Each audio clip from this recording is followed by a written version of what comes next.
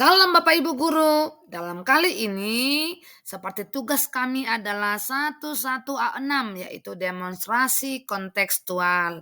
Baiklah, perkenalkan saya adalah Teti Evelina Sumbayak dari SMP Negeri 2 Dolok Pardamaian sebagai calon guru penggerak angkatan ke-10.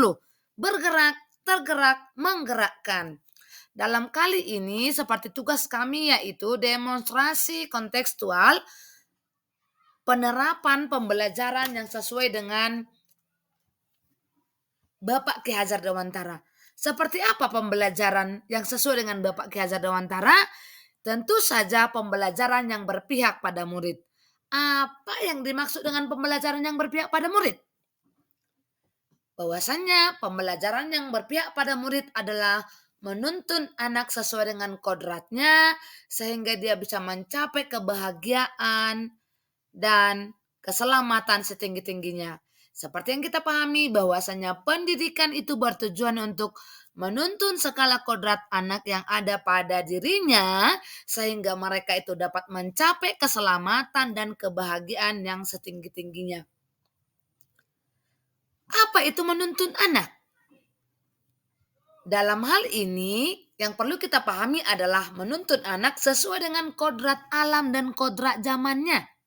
Yang kedua, kita harus mampu menjadi sesuai dengan filosofi dari Bapak Ki Hajar Dewantara, yaitu Ingarso Sumtulodo, mampu menjadi teladan. Yang kedua, ing madya mangun karso, bisa memberikan suatu semangat. Yang berikut tuturian darah ini yaitu bisa memberikan dorongan. Dan yang berikutnya adalah budi pekerti. Bapak Ibu, dalam hal ini kami akan mencoba untuk membuat gambaran sedikit tentang kontekstual pemikiran Bapak Ki Hajar Dewantara ini di sekolah kami khususnya. Seperti apa penerapan yang akan kami lakukan? Yang pertama adalah belajar berkelompok, yang kedua seni tari, yang berikutnya adalah ibadah bersama, yang berikutnya adalah olahraga, dan yang berikutnya adalah budaya 5S. Nah, penerapannya di sekolah yang pertama itu adalah ekstrakurikuler yang meliputi ada bola voli dan juga ada itu seni tari. Nah, seni tari yang dilakukan setiap hari Sabtu itu pada dasarnya untuk memupuk nilai-nilai budaya berkebinekaan yang global. Sedangkan olahraga itu memunculkan rasa gotong royong dan kerjasama dalam tim. Ekstrakurikuler yang berikutnya adalah paskibra, yaitu kegiatan ekstra yang kami lakukan untuk memupuk rasa mandiri dari para siswa.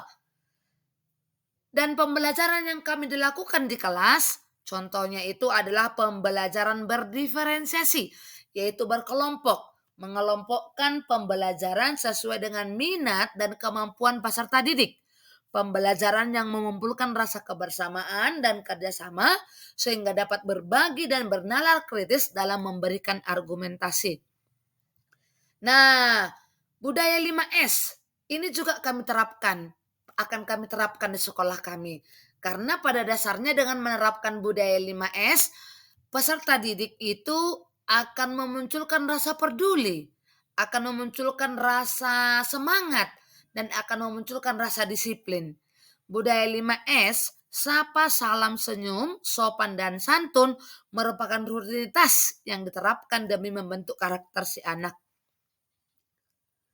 Nah, yang berikutnya itu ada yang namanya ibadah. Kalau di sekolah kami terapkan ibadah, khususnya yang agama Kristen, itu kami lakukan setiap hari Sabtu.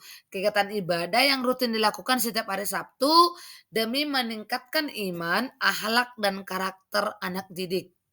Nah, pertanyaannya adalah, apa yang masalah? Apa masalahnya gitu ya? Apa masalah? Kenapa itu tidak terlaksana? Sebagian melaksanakan, sebagian tidak. Nah, permasalahannya yang pertama adalah anak didik belum terbiasa atau kurang motivasi. Yang kedua, anak didik belum mengenal potensinya. Sehingga dia bingung mau masuk ke ekskul yang mana. dia belum sepenuhnya memahami dirinya sendiri, dia belum sepenuhnya memahami talentanya. Yang berikut itu, pendidik harus kreatif dan inovatif dalam membentuk pembelajaran yang berpusat pada anak didik. Dalam membentuk pembelajaran yang berpusat pada anak didik, tentu saja kita harus mampu menciptakan pembelajaran yang kreatif dan menyenangkan. Dalam hal ini, peserta didik harus semakin dibenahi. Yang berikut adalah pemahaman pendidik terhadap filosofi Ki Hajar Dewantara.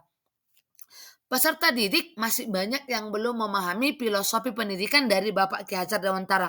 Itulah yang menjadi permasalahan ataupun tantangan yang kami hadapi ketika melaksanakan itu dalam kegiatan di sekolah kami.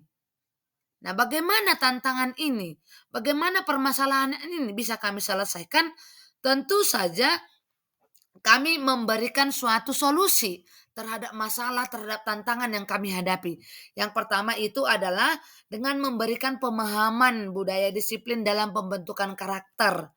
Sehingga anak didik itu bisa membudayakan 5S. Dia belajar disiplin, sehingga dia belajar on time, menghargai dirinya, menghargai orang lain.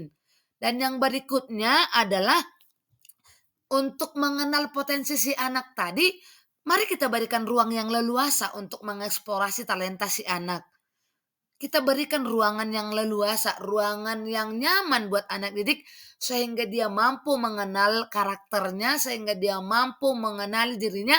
Oh, saya lebih cenderungnya ke voli, saya lebih cenderungnya ke ke sanitari. Jadi tidak ada yang namanya memaksakan kehendak, anak bebas. Anak bebas. Dia akan belajar, dia akan mengembangkan dirinya sesuai dengan minat-minatnya. Dan yang berikut, bagaimana menciptakan pembelajaran yang inovatif, yang menyenangkan, yang kreatif, yang sesuai dengan perkembangan zaman sekarang. Tentu saja kita sebagai pendidik harus membenahi diri kita dengan terus belajar untuk membenahi diri sesuai dengan perkembangan zaman tentunya. Jadi kita harus terus belajar dalam meningkatkan kompetensi kita. Nah, bagaimana pemikiran filosofi Bapak Ki Hajar Dewantara itu? Ya, kita sebagai pendidik harus menerapkan itu dalam pembelajaran kita. Karena bisa saja kita memahami karakter itu, kita mengerti, tapi sebatas mengerti tanpa menerapkan. Jadi dalam hal ini, mari kita menerapkan pembelajaran yang sesuai dengan filosofi Bapak Ki Hajar Dewantara. Apa itu pembelajaran yang sesuai dengan filosofi pendidikan sesuai dengan Bapak Ki Hajar Dewantara? Yaitu pembelajaran yang berpihak pada murid. Bisa menjadi teladan, bisa menjadi penyemangat, dan bisa memberikan dorongan, dan kita akan menuntun anak sesuai dengan kodratnya. Dengan melakukan hal tersebut, filosofi pendidikan yang kita terapkan di sekolah kita nantinya, maka terciptalah 3 hal, yaitu budi didik yang halus pada pekerti peserta, meningkatkan kecerdasan otak peserta didik, mendapatkan kesehatan badan pada peserta didik dengan cara menuntun anak sesuai dengan kodratnya. Hal itu tentu saja dapat kita wujudkan dengan melakukan pembelajaran yang berpihak pada murid. Bergerak, tergerak, menggerakkan. Horas, terima kasih.